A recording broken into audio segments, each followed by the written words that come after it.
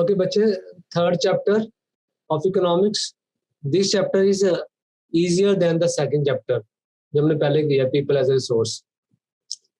और students who have not seen that chapter, तो within 1-2 days that will be uploaded on the app, you can see that, आप वहां से भी देख सकते हो. अब आ गया poverty as a challenge, everything is about poverty. तो फर्स्ट आया था कि who are poor. अब poor कौन होते हैं, ठीक है. इन आवर डेली लाइफ वही काम अक्रॉस बहुत सारे लोग हमें मिलते हैं, ठीक है. उसमें आ गए landless labourer in the villages, जो जिनके पास लैंड नहीं है विलेजेस के पास. पीपल लिविंग इन ओवरक्राउडेड झुग्गीज में रहते हैं, झुग्गियों में रहते हैं. डेली वेज वर्कर्स हो गए जो दिहाड़ी पे काम करते हैं, ईंटें उठाते हैं, ठीक है, और कंस्ट्रक्शन वर्क पे काम कर रहे हैं. फिर चाइल्ड वर्कर्स आ गए जो ढाबों में काम करते हैं, चिल्ड्रन बच्चों में सीन. बैगर्स हो गए, ठीक है, बैगर्स विद टैटर्स, टैटर्स मीन्स फटे पुराने कपड़े. तो ये जो सारे लोग आ गए दे आर कॉल्ड पुअर. अब आपको अगर 1 मार्क्स क्वेश्चन आता है तो पेपर में आपको ऑप्शन दे देंगे वो लोग, ठीक है, हु आर पुअर. तो 3-4 ऑप्शन, 4 ऑप्शन दे देंगे कि children working on the dhaba, in the dhabas, daily wage workers, ठीक है, लैंडलेस लेबरर्स, या फिर आ जाएगा कि people moving in the cars. तो उसमें फिर आएगा कि जो लास्ट ऑप्शन है वो गलत है. इस तरह से which of the following statement is wrong, तो लास्ट स्टेटमेंट रॉन्ग हो जाएगी हमारी. फिर आ जाएगा कि एवरी 4th पर्सन, क्योंकि अभी पेपरों में आपको जो फर्स्ट टर्म आनी है, फर्स्ट टर्म में मोस्टली पेपर आप लोगों को जो ऑब्जेक्टिव पेपर आना है एमसीक्यूज फॉर्म में आएंगे, काफी क्वेश्चन आएंगे. 50% से ज्यादा आपका एमसीक्यूज आएंगे फर्स्ट टर्म में. सेकंड का तो नहीं, सेकंड में कुछ नहीं आएगा, फर्स्ट टर्म में आएंगे. तो पेपर में क्वेश्चन आया कि every 4th person in India is a poor. तो पेपर में क्वेश्चन आया कि ठीक है, इंडिया में कौन सा पर्सन है पुअर है, every 3rd 4th 5th 6th ऐसे कुछ भी ऑप्शन में आ जाएंगे. तो कितने लोग पुअर हैं इंडिया में, ठीक है, रफली अकॉर्डिंग टू 11-12 27 करोड़ लोग पुअर हैं. तो ये लोग, ये क्वेश्चन हो गए हमारे. ये तो बॉक्स में सिंपल सी छोटी सी स्टोरी है कि ठीक है कि ये राम सर बहुत गरीब है, ठीक है, तो वो उसके 50-100 रुपीज वो कमा रहा है, उसके पास पैसे है नहीं है, और बस 6 फैमिली मेंबर्स है उसके घर में, 6 फैमिली मेंबर्स है उसके घर में. फिर 4 चिल्ड्रन है, ठीक है, 12 ईयर्स के हैं, बड़ा चिल्ड्रन है, बच्चा है, बड़ा चाइल्ड है, छोटा बच्चा 6 मंथ का है. फिर पेरेंट्स भी हैं, तो उसके इतने पैसे है ही नहीं उसका नहीं. तो पूरे जो गरीब लोग होते हैं ना, तो Ram Saran lives in 1 room rented house, ठीक है, और his wife Shanti works in a part time maid in few houses, ठीक है. बस फिर भी उनका सिर्फ दाल और राइस बड़ी मुश्किल से खाते हैं वो लोग, मतलब खाना बहुत मुश्किल का घर काम चलता है सारा. एल्डर सन है, वो भी पढ़ता ही नहीं है, वो क्या कर रहा है, वो 300 रुपीज पे काम कर रहा है, ठीक है. वो 10 ईयर की डॉटर है, वो अपने छोटे भाई को, यंग सिबलिंग्स को, उनका ध्यान रख रही है, ठीक है. Young kids are undernourished, they have no access of health care when they fall in. So this is the condition बताई उन्होंने life of a poor person. अगर आपको आता है कि describe the life of a poor person with example, तो ये poor person की लाइफ बता दी उन्होंने. तो ऐसे ही ये वाला जो था ये अर्बन केस था शहरों में, ठीक है, तो गरीब बंदे की हालत आ गई. तो ये रूरल केस आ गया कि विलेजेस में क्या होता है. लखा सिंह बता दिया उसने, स्मॉल फैमिली, मेरठ यूपी में रह रहा करके. तो उसके पास क्या है कि उसको 50 रुपीज मिलते हैं, ठीक है, यहाँ कभी दाल वगैरह कुछ खाने के लिए मिल जाती है. ही लिव्स इन कच्चा हाउस, हट में रहता है, कच्चा हाउस की हट में ऐसे रहता है. तो खेतों में काम करता है. तो लखा सिंह नेवर उसमें although the village has a primary school, लखा सिंह कभी वहां पे गया ही नहीं प्राइमरी स्कूल में. 10 ईयर्स का बच्चा था तब से वो काम कर रहा है. New clothes happen once in few year, even soap and oil are luxury for the family. Soap और ऑयल भी लग्जरी. तो this is the life of a person in a village, तो ये वाली आ गई इन ए सिटी। तो सिंपल पढ़ के आपने बस ये बता देना 3, 4, 5 लाइन्स में। फिर आपका क्वेश्चन आता है कि इश्यूज, ठीक है, what are the issues related to poverty. Poverty में क्या इश्यूज क्या है? लैंड नहीं होती, अनएम्प्लॉयमेंट होती है, फैमिली का साइज बहुत बड़ा होता है, पढ़े लिखे लोग नहीं होते, इलिटरेट होते हैं, माल न्यूट्रिशन होता है, चाइल्ड लेबर काम करते हैं, हेल्पलेस, कोई हेल्प करने वाला नहीं होता। तो ये इश्यूज आ गए। 1 मार्क्स में कैसे आएगा आपको ऐसे लिख देंगे, which of the following is not an issue of poverty. तो 1, 2, 3 लिख देंगे, जो लास्ट वाला उसका लिटरेसी लिख देंगे। तो फिर हम लिटरेसी आंसर लिख देंगे इस तरह से। इलिटरेसी ना जान के गलत लिख देंगे, लिटरेसी लिख देंगे। फिर अगला क्वेश्चन हमारा आता है कि dimensions of poverty, what are the dimensions of poverty. मतलब अब पॉवर्टी के बारे में बताना है कि पॉवर्टी कौन सी, क्या पॉवर्टी का मतलब क्या है। First point, poverty means hunger and lack of shelter. जो बंदा भूखा है, घर नहीं है, वो गरीब है। Second, poverty is a situation in which parents are not able to send their children to school. Poverty is a situation where sick people cannot afford treatment. Poverty also means lack of clean water, sanitation facilities. It also means lack of regular job. It also means sense of helplessness. Poor people are in a situation, ठीक है, in which they are ill treated in almost every place. Farm houses, factories, government offices, हर जगह पे उनके साथ badly behave होता है। तो these are, अगर पेपर में आपको आता है ना कि what are the dimensions of poverty, ये पेपर में क्वेश्चन आता है, तो फिर आपने ये आंसर लिखना पूरा, dimensions of poverty। कि poor की सिचुएशन क्या क्या होती है। फिर आ गया कि इंडिकेटर्स ऑफ पॉवर्टी। पॉवर्टी कहाँ से पता चलता है कि लोग कोई गरीब है कि नहीं है, ठीक है। इंडिकेटर्स ऑफ पॉवर्टी, तो वो कह रहा है कि वैरायटी ऑफ इंडिकेटर्स, ज्यादा सेक्ट हो गया, वैरायटी ऑफ इंडिकेटर्स, बहुत सारे इंडिकेटर्स है पॉवर्टी के, ठीक है। पॉवर्टी के इंडिकेटर्स पहले तो क्या था कि इनकम एंड कंजम्पशन, वो इंडिकेटर थे कि जो जिसकी इनकम कम है, खर्चा कम करता है, वो गरीब है, ठीक है। आजकल क्या है कि न्यू इंडिकेटर भी आ गए हैं। वो क्या है कि हमको कि lack of general resistance to malnutrition, access to health care, lack of job opportunities, ठीक है, lack of safe drinking water. जिनके पास ड्रिंकिंग वाटर नहीं है, जिनके पास जॉब नहीं है, ठीक है, और जिनके पास हेल्थ की प्रॉपर फैसिलिटीज नहीं है, तो वो सारे क्या है, they all are poor. So these are the indicators of poverty. फिर एक वर्ड है, न्यू वर्ड आपके लिए है, सोशल एक्सक्लूजन। तो ये सोशल एक्सक्लूजन क्या होता है? सोशल एक्सक्लूजन ये होता है कि जो लो कास्ट के लोग होते हैं, जैसे है ना, तो उनको जो हाई कास्ट के लोग होते हैं वो सोसाइटी से निकाल देते हैं कि आप हमारे साथ बैठ कर नहीं खा नहीं सकते हो, हमारे घरों में एंट्री नहीं कर सकते हो, है ना। तो उसको कहते हैं सोशल एक्सक्लूजन। एक्सक्लूड करना, सोसाइटी से एक्सक्लूड करना। डेफिनेशन पेपर में आएगी तो आपने ये लिखना है, सोशल एक्सक्लूजन, ठीक है, यहाँ से करना है, can be both cause as well as consequence of poverty.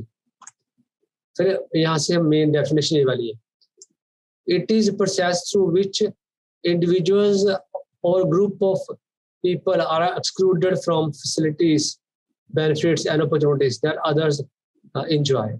जो लोग और एंजॉय चीजें करते हैं, गरीबों को, लो कास्ट को नहीं मिलती है, इसको क्या बोलते हैं, सोशल एक्सक्लूजन। जो 7th में आप लोगों ने पढ़ा होगा, ठीक है, तो वो था कौन सा वाल्मीकि था, राम प्रकाश वाल्मीकि कौन सा था, कि उसको स्कूल में एडमिशन नहीं देते थे, वो अलग से रूम में स्कूल के बाहर साइड पे कॉर्नर में बैठता था, है ना, तो लो कास्ट का था, तो वो कौन सा, तो इस तरह से है कि वो social, that was example of social exclusion. Vulnerability क्या होता है? वल्नरेबिलिटी मींस कि एक बंदा है, उसके ज्यादा चांसेस है गरीब बनने के। एग्जांपल कि जैसे देयर आर टू फ्रेंड्स, एक पूरा फिट है और एक ब्लाइंड है या हैंडीकैप्ड है, तो इट मीन्स जो पर्सन ब्लाइंड है, हैंडीकैप है, उसके चांसेस ज्यादा हैं गरीब होने के। He is more vulnerable to poverty. Vulnerable means more chances. The person who is blind is more vulnerable to poverty. He's having more chances to become poor rather than the person who is fit. तो vulnerability की जो definition है, ठीक है, वो हम लोग वैसे पूरा तो नहीं करना है, यहाँ से हम कर सकते हैं कि vulnerability is a major which describes greater probability of certain communities or members of backward classes to remain poor in the coming years. ये वाला आ गया कि कुछ लोगों के बैकवर्ड क्लासेस के जो लो कास्ट के लोग हैं उनके चांस ज्यादा हैं गरीब बनने के, so they have more chances, they are more vulnerable to poverty. तो ये डेफिनेशंस आप लोगों को पेपर में आ जाती है वल्नरेबिलिटी की, सोशल एक्सक्लूजन की। अभी तो हमने क्या किया है, अभी तो हमने ये देखा कि हु आर पुअर, जो झुग्गियों में काम करने वाले, ढाबों में काम करने वाले, वो पुअर हो गए। फिर हमने दो केस देखे, अर्बन में पुअर की हालत क्या है, तो विलेज में पुअर की हालत क्या है। फिर देखा कि क्या क्या प्रॉब्लम्स आती है पॉवर्टी में, इश्यूज क्या है, तो दीज आर द इश्यूज। फिर हमने पढ़ा डायमेंशंस ऑफ पॉवर्टी, कि पॉवर्टी का मतलब क्या है, कि where people won't able to send their children to school, where people don't have food to eat, they are clothes to wear, so ठीक है, where people are ill treated everywhere, people don't have regular job, clean water, so this is dimensions of poverty. फिर हमने पढ़ा कि indicators क्या हैं। पहले indicator था कंजम्पशन एंड इनकम, और आजकल इंडिकेटर क्या है, ये हमारा lack of job opportunities, drinking water वगैरह। और फिर हमने पढ़ा है ये सोशल एक्सक्लूजन एंड वल्नरेबल की डेफिनेशंस पढ़ी है। अब एक नई चीज आ गई है, नई चीज पॉवर्टी लाइन। अब पॉवर्टी लाइन क्या होता है? पॉवर्टी लाइन एक इमेजिनरी लाइन है कि इतने पैसे कमा रहे हो तो आप लोग रिच हो, और उससे कम है तो फिर आप पुअर हो। अब कैसे होता है, जैसे एग्जांपल देखो, a person is considered poor if his और her income falls below given minimum level to fulfil the basic needs. तो हर कंट्री की जो पॉवर्टी की डेफिनेशन वो डिफरेंट डिफरेंट है। अब एग्जांपल देते हैं। For example, a person not having a car in the United States may be considered poor. In India, owning a car is still as a luxury. Car तो बहुत बड़ी luxury है, लेकिन America में जिसके पास कार नहीं है वो गरीब है। कार तो बेसिक नेसेसिटी है। जैसे हर घर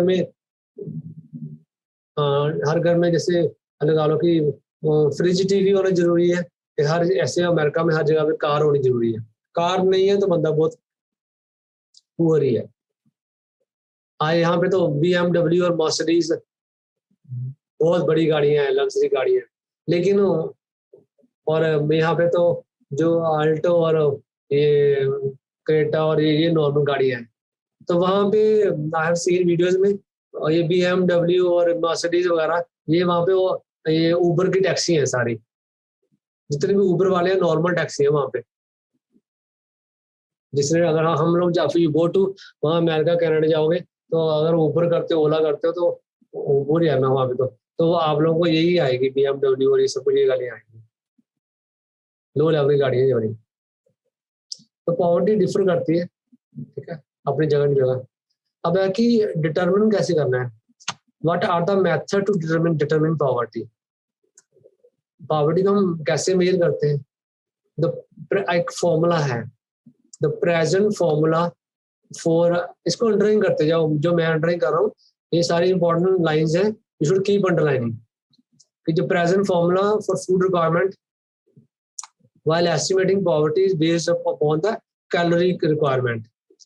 तो जो फर्स्ट हमारा जो मेन फंडा है, ठीक है, वो है कैलोरी रिक्वायरमेंट के ऊपर। कैलोरी रिक्वायरमेंट उसमें क्या है कि वो ये कह रहा है कि the accepted average calorie requirement in India is 2400 calories per person in rural areas and 2100 calories per day in urban areas. मतलब ये कि इंडिया में 2400 कैलोरीज चाहिए विलेज में एक बंदे को, और जो शहर में सिटी में 100 कैलोरीज चाहिए। अगर इससे कम किसी बंदे को कम कैलोरीज मिल रही है तो वो बंदा पुअर है। ये वाला मेथड आ गया, ये है कैलोरी कंजम्पशन मेथड। दूसरा मेथड आ गया, उसको हम बोलते हैं on the basis of calculation for the year the poverty line for person is fixed 816 per month for rural areas and 1000 for the urban areas। मतलब कि अगर विलेज में कोई बंदा 816 रुपीज से ऊपर कमा रहा है, 900 कमा रहा है, 1000 रुपीज पर मंथ कमा रहा है, तो वो रिच है। ठीक है, रूरल एरियाज में। और अर्बन एरियाज में अगर 1000 से नीचे पैसे कमा रहा है तो वो गरीब है, अगर 1000 से ऊपर कमा रहा है तो वो रिच है। अब ये क्वेश्चन आया था कि यहाँ पे इक्वल क्यों नहीं है, विलेज वालों के लिए ज्यादा कैलोरीज क्यों रखी है? उसमें इसलिए रखी है कि रूरल एरियाज के जो लोग होते हैं उन लोगों की जो रिक्वायरमेंट फिजिकल वर्क ज्यादा करते हैं, उनकी रिक्वायरमेंट ज्यादा होती है, इसलिए उनकी कैलोरीज रिक्वायरमेंट ज्यादा रखी है। और अब क्या है कि अब जो पैसे के मामले में क्या है कि जो विलेज में कम रखे हैं, शहरों में ज्यादा रखे हैं पैसे, क्योंकि शहरों में महंगाई थोड़ी ज्यादा है, तो इसलिए क्या है कि शहरों में उन्होंने कहा है हायर अमाउंट, यहाँ पे उन्होंने कहा है कि रिक्वायरमेंट, ये क्या हो गया, रिक्वायरमेंट है जो अर्बन एरियाज में है, जो पैसे की जो पैसा का जो रेट है वो ज्यादा है, हाई प्राइसेस है, इसलिए वहां पे 1000 रखा है। तो इसको वो तो 1% के लिए हो गया। अगर पूरी फैमिली के लिए हम क्या देते हैं, अगर अच्छे से समझना हम लोगों ने, तो हम ये कह देते हैं कि रूरल एरियाज में अगर 5 बंदों की फैमिली है, ठीक है, तो हमने 816 को 5 से मल्टीप्लाई करो तो ये आ जाता है 4080। और अगर 1000 को 5 से मल्टीप्लाई करो शहरों में करो, सिटीज में, तो ये हमारा आ जाता है 5000। तो अगर इट मीन्स कि अगर in cities if a family is of 5 persons and if they are earning less than 5000 rupees, it means that family is considered as poor family. In villages, if a family earns less than 4080 rupees, that family is considered as poor family. ये सारा कुछ कौन estimate करता है, सर्वे वगैरह कौन करता है? All these surveys are done by one organization, उस ऑर्गेनाइजेशन का नाम है national sample survey organization. Last year मैंने पेपर में क्वेश्चन डाला था, तो फर्स्ट क्वेश्चन मेरा ये वाला था, what is the full form of NSSO? तो फुल फॉर्म लर्न करनी है आपने, नेशनल सैंपल सर्वे ऑर्गेनाइजेशन। तो ये सारा कैलकुलेट करते हैं सारा कुछ। पॉवर्टी लाइन, तो वो कह रहा है इन्होंने डिफरेंट ईयर्स का डाटा दिया है कि 2000, इतना डाटा लर्न करने की जरूरत नहीं है, सिर्फ रीड कर लेना कि पहले 93 में पॉवर्टी लाइन हमारी, पॉवर्टी इतने लोग गरीब थे, फिर कम हो गए, है ना, इतने रह गए, ठीक है, और हमारा टारगेट ये वाला है। तो मतलब पॉवर्टी हमारी, गरीबी हमारी डे बाई डे कम ही हो जाएगी। तो ये हमने पढ़ा, इसमें है रीडिंग वाली डाटा ये वाला। फिर हमारा क्वेश्चन आता है कि वल्नरेबल ग्रुप्स, तो वो कौन से लोग हैं जिनके ज्यादा चांसेस हैं गरीब बनने के, जो ज्यादा गरीब होते हैं? तो एक आता है सोशल ग्रुप्स, ठीक है, और दूसरा आता है हमारा इकोनॉमिक ग्रुप्स। पेपर में आपको क्वेश्चन आएगा कि who are the social groups who are vulnerable to poverty. Social group से कौन से लोग आते हैं? वो आता है scheduled caste, scheduled tribe household, मैंने families, scheduled SC and ST families आती हैं सोशल ग्रुप्स में। अगर आएगा कि इकोनॉमिक ग्रुप्स में कौन से लोग आते हैं जो गरीब होते हैं, तो उसमें हम लोग कहेंगे agriculture labour, house hold and urban casual labours. ये कौन होते हैं? जो खेतों में काम कर रहे हैं वो लोग, और शहरों में जो कंस्ट्रक्शन का काम कर रहे हैं, मजदूर हैं, ये लोग गरीब होते हैं इकोनॉमिक ग्रुप्स। ठीक, ये डिफरेंट गरीब लोग हैं। तो पेपर में आएगा who are the social groups, vulnerable to poverty और द इकोनॉमिक ग्रुप्स। तो आपने ये पिंक वाला आंसर देना है, नीचे डब्बा की डाटा रीड करना है। फिर एक स्टोरी है, स्टोरी ऑफ रामन अमन, सीवा रामन। वो एक गरीब की हालत बताई है कि ये गरीब बंदा है, ये सीवा रामन गरीब बंदा है, इसकी बहुत बड़ी फैमिली है, तो ये इतने बच्चे हैं, इसकी ये मम्मी भी है और ये वाइफ है, बहन है, और फिर ये बच्चे हैं, और एक ही लड़का है। दूध किसी को नहीं मिलता है, बस लड़के को भी दूध देते हैं थोड़ा बहुत, बाकी तो सब सबसे लास्ट में लेडीज को मिलता है, पहले बच्चे को मिलेगा और उसको मिलेगा, क्योंकि उन्होंने काम करना है। तो बड़ी बुरी हालत है इनकी, इनकी सारी गरीबी की हालत सारी बताई है यहाँ पे, ये रीड हुई है येलो बॉक्स में, ये आपने पढ़ना है, सिंपल रीडिंग है। नेक्स्ट हमारा टॉपिक है inter state disparities. Inter state disparities, ये वाला पेज करके फिर आई विल टेक ब्रेक, और फिर I will take your doubts, मैं आपके डाउट्स लूंगा। इंटर स्टेट डिस्पैरिटीज, अब इसमें वो ये कह रहा है कि सारी स्टेट्स में पॉवर्टी इक्वल नहीं है, किसी स्टेट्स में पॉवर्टी कम है और किसी में पॉवर्टी ज्यादा है। जो बिहार एंड उड़ीसा है ना, they continue to be the, Bihar और Orissa continue to be the poor states, पूरी सबसे ज्यादा गरीब। 1 मार्क्स क्वेश्चन पेपर में आएगा, name 2 poor states of the country, Bihar and Orissa.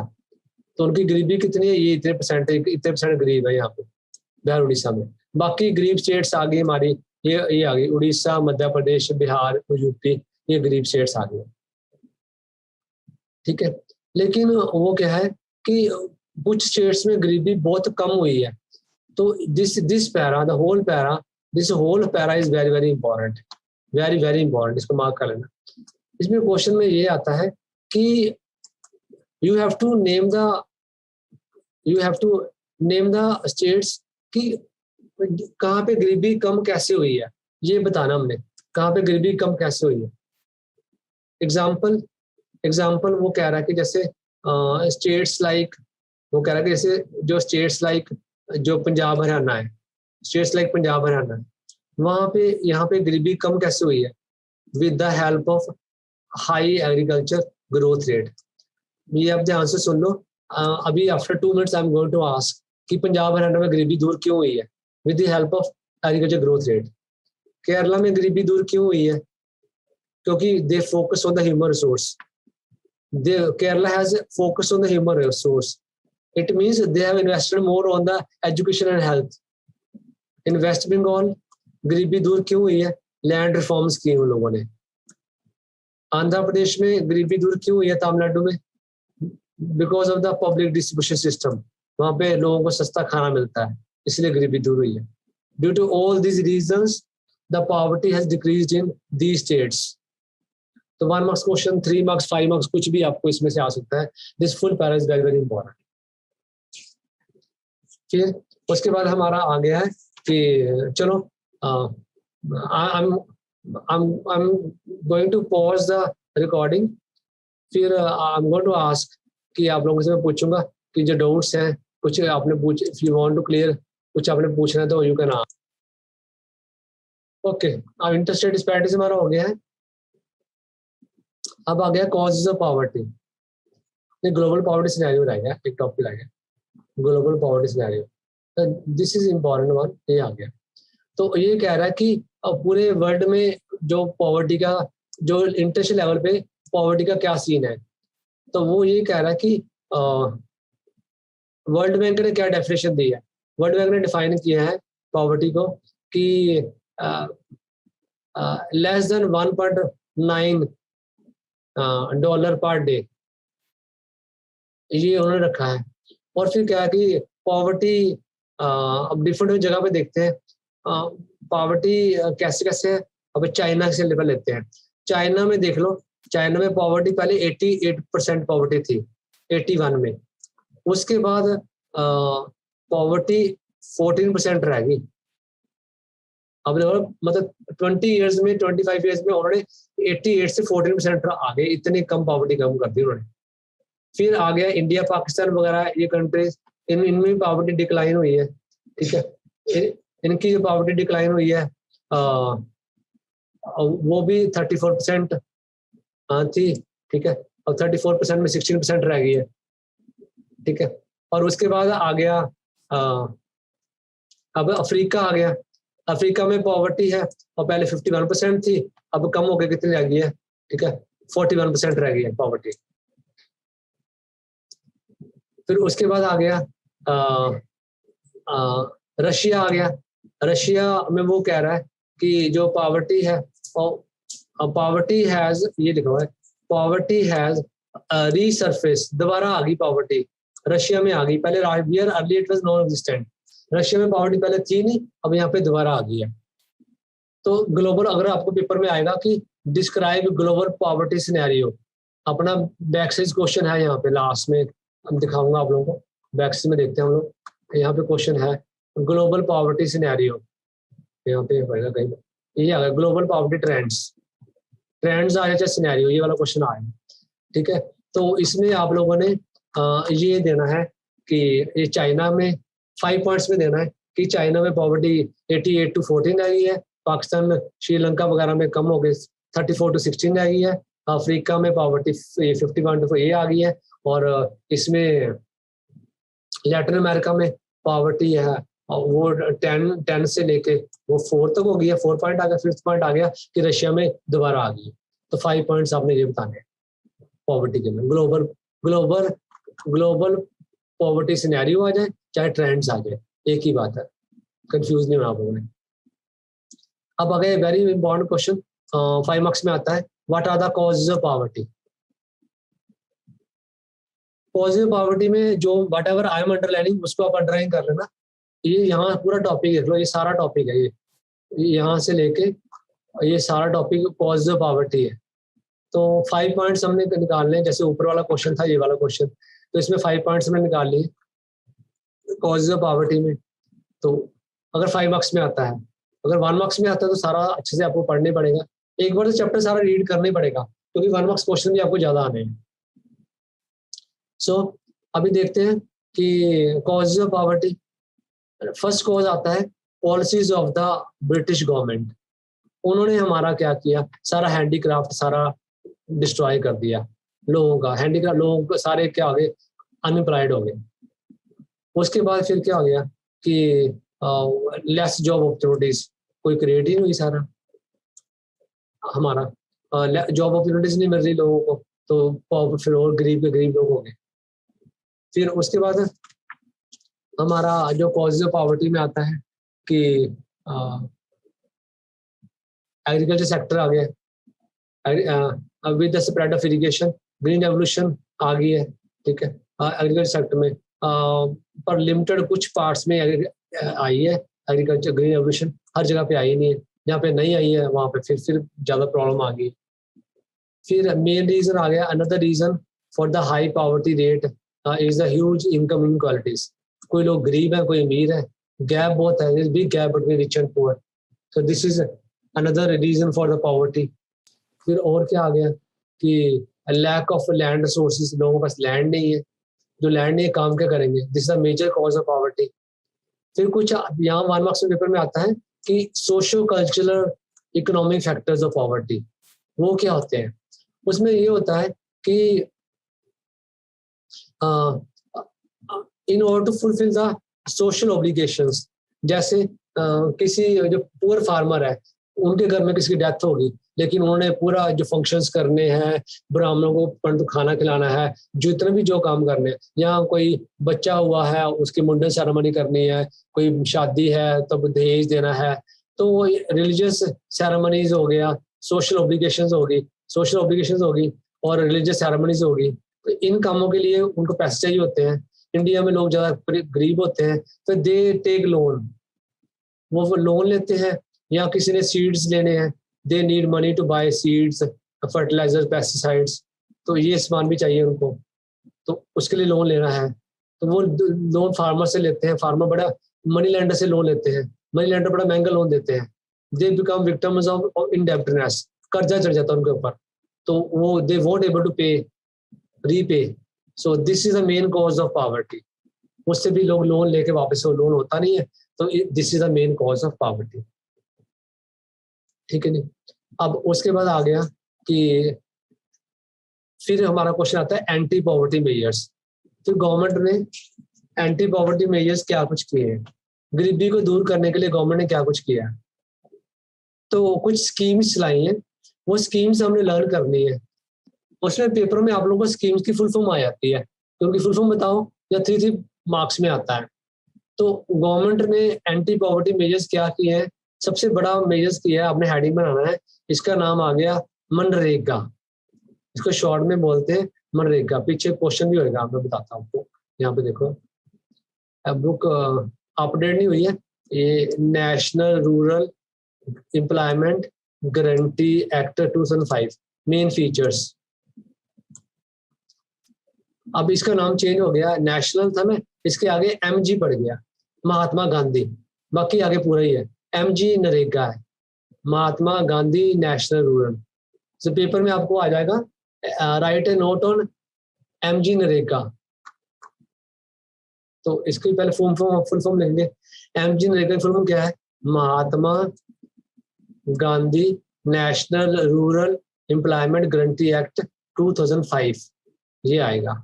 इसका एम क्या है, to provide 100 days employment to every family. जितने भी लोग गरीब लोग हैं, है ना, वो एक गवर्नमेंट स्कीम चलाई है, तो उसका नाम रखा है ये MG नरेगा। फुल फॉर्म आपने लर्न करनी है। तो उसके 365 डेज होते हैं। गवर्नमेंट ने बोला कि 365 डेज तो हम एम्प्लॉयमेंट नहीं दे सकते हैं, तो आउट ऑफ 365 हम लोग क्या है कि एटलीस्ट 100 days तो आपको काम मिलेगा ही मिलेगा, ठीक है। और जो 1/3 जो जॉब्स हैं वो will be reserve for the women, उनको मिलेंगे 1/3 जॉब्स, ठीक है। और अगर गवर्नमेंट कहती है कि जो जो स्पेशली SC ST है, वुमेन है, उनका ज्यादा ध्यान रखना, उनको स्कीम हम ज्यादा देंगे। और फिर क्या है कि जो लोग बहुत गरीब हैं, उनको काम भी नहीं मिल रहा करके, तो गवर्नमेंट कहती है कि हम उन लोगों को अनएम्प्लॉयमेंट अलाउंस देंगे, हम उनको पैसे भी देंगे कि अगर लोन नहीं, आपको काम नहीं मिलता तो हम लोग पैसे भी देंगे आप लोगों को। तो ये स्कीम चलाई है, इसके 5 पॉइंट्स आपने करने हैं। जो first scheme MNREGA, Mahatma Gandhi programme. फिर गवर्नमेंट ने एक स्कीम और चलाई है, उसका नाम है PMRY। पेपर में आपको आएगा what is the full form of PMRY। फिर ये एक स्कीम है, इसका नाम है REGP। What is the full form of REGP, ये इसकी फुल फॉर्म आ गई।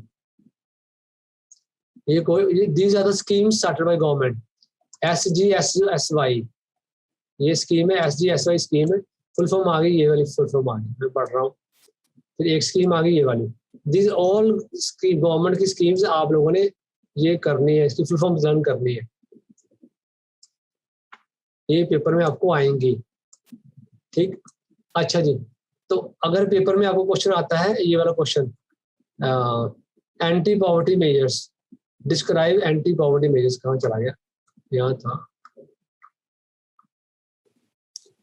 ये आ गई हेडिंग, ये वाला एंटी पॉवर्टी मेजर्स। अच्छा, 1 मार्क्स क्वेश्चन एक और भी है, ठीक है।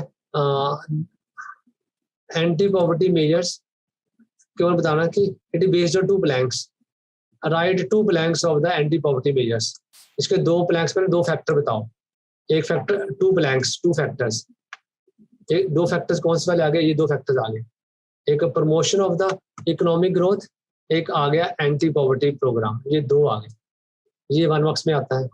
अब ये आएगा कि एंटी पॉवर्टी मेजर्स बताओ, explain anti poverty measures, 5 marks में आ गया। तो फिर हमने बताने हैं 5 मेजर्स बताने हैं। पहला हमने बताना है ये वाला, ये जो 5 मार्क्स में अकेला भी आ सकता है ये वाला सारा, ठीक है। और इसमें 1 अगर आप आता है एंटी पॉवर्टी मेजर्स, तो इसकी आप 3 लाइनें लिख दोगे आप लोग।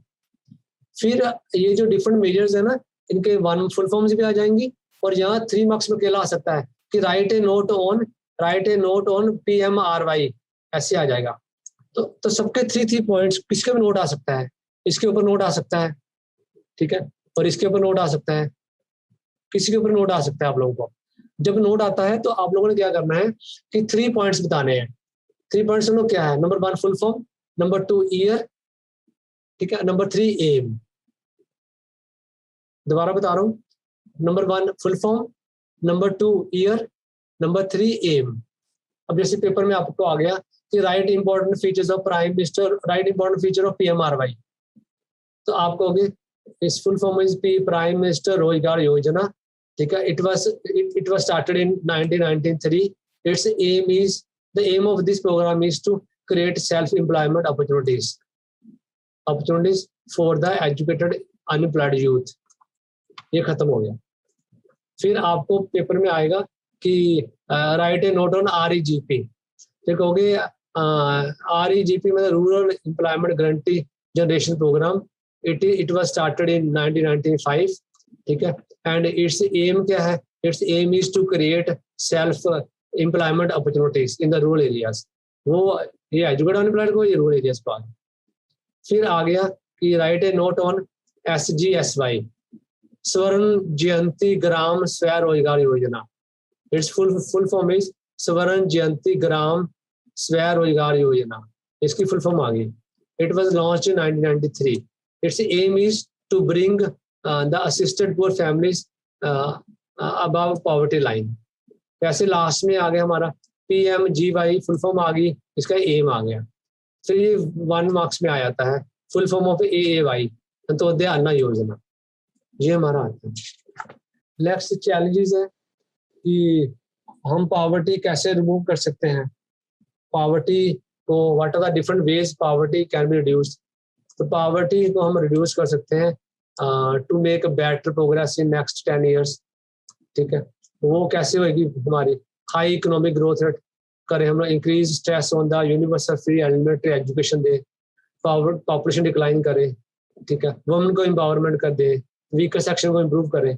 तो ऐसा कुछ करने से फिर हमारी पावर्टी डिक्रीज करेगी। तो इसका ये जो पिंक वाला पार्ट है, इसका क्वेश्चन आया था कि what are the different ways to remove poverty, तो ये तरीके हमारे पास है। तो this is all about your whole chapter 3, poverty as a challenge.